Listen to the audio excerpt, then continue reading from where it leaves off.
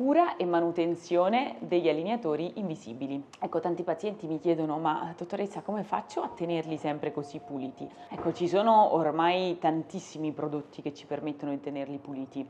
Io consiglio dei gel specifici perché ci aiutano a rimuovere sicuramente in modo più efficace la placca, che sono associati anche a degli spazzolini con una testina in silicone che ci permettono di non graffiare. Attualmente sul mercato ci sono anche delle piccole scatoline ad ultrasuoni che quindi vanno a vibrare ed eliminano la placca facilmente. Però ecco, in assenza di questi, ciò che io consiglio sempre è utilizzare uno spazzolino elettrico con del dentifricio, in modo che riusciamo a rimuovere efficacemente la placca e anche ad avere freschezza sull'allineatore quando lo indosso. E tu come pulisci gli allineatori invisibili? Se ti è piaciuto questo video, salvalo oppure condividilo con qualcuno che ha dei dubbi a riguardo.